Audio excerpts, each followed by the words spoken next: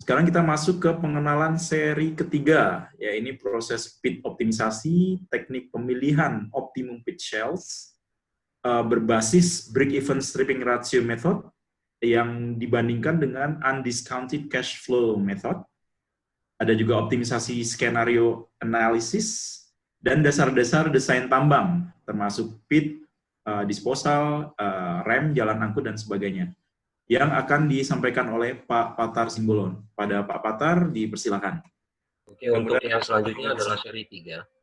Jadi, di mana seri 3 ini, utama yang akan kita bahas seperti yang tadi disebutkan sebelumnya, yaitu lanjutan dari proses yang dilakukan di seri 2 tadi, yang dibahas oleh Pak Jimmy.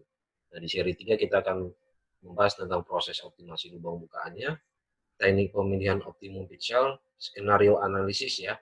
Jadi ini adalah skenario analisis tapi yang dilakukan di optimisasi.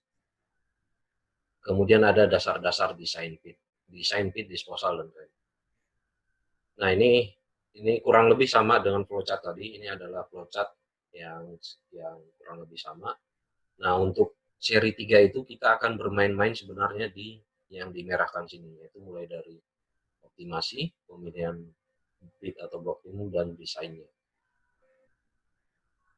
Nah, untuk studi kasusnya, kepada Bapak Ibu, silakan untuk nanti merefer ke ini, ada alamat YouTube.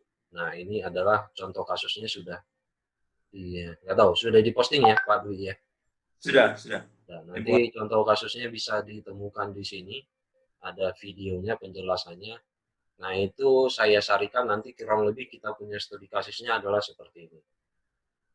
Nah, intinya bagaimana nanti menentukan dengan parameter seperti ini berapa BSR atau break even stripping ratio untuk proyek ini. Itu dahulu yang pertama akan kita lakukan. Selanjutnya seperti kita ketahui bahwa optimasi saat ini sudah banyak dilakukan sebenarnya di software ya, hampir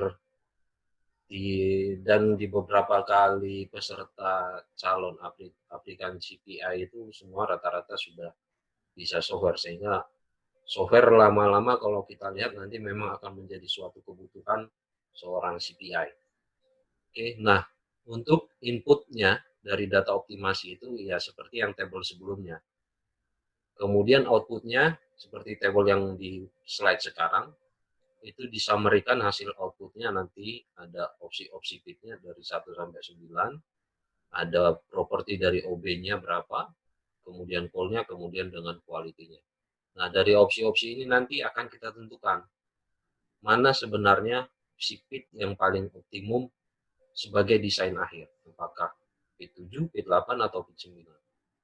Nah, selain itu kita juga pada seri ini kita akan menentukan opsi-opsi dari cutback atau pushback, atau kadang di tempat lain disebutnya stages. Nah, ini dilakukan juga di seri ini.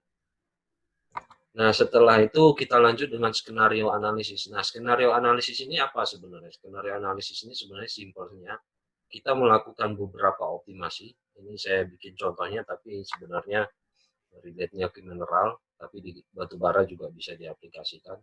Jadi simpelnya kita melakukan beberapa analisis, optimisasi, tetapi dengan beberapa input variabel yang kita rubah-rubah. Apakah jadi input variabel tambangnya atau pengolahannya. Oke.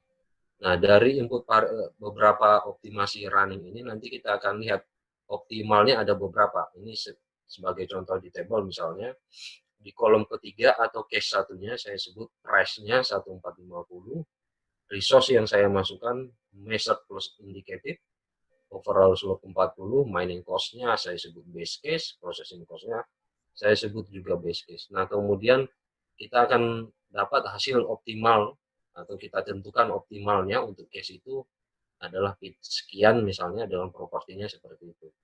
Nah, kemudian di running lagi berikutnya untuk beberapa skenario, tinggal dirubah. Saya lihat di kolom yang ini saya rubah price-nya adalah menjadi 1450 kali 95% atau 5% berkurang. Seterusnya sampai ada beberapa case. Nah, ini semuanya bisa kita buat running beberapa kali dan di software itu bisa dijalankan dengan cepat. Nah, setelah itu kita bikin, jadi yang namanya skenario analisis ini menggunakan distribusi kurva normal untuk analisis hasilnya. Nanti akan kita lihat dari statistiknya, kita misalnya milih suatu base case, sebenarnya case itu secara dari sekian banyak hasil optimasi, probability-nya kejadiannya berapa persen sih sebenarnya. Nah, ini bisa cukup membantu untuk nanti jika dikaitkan dengan yang namanya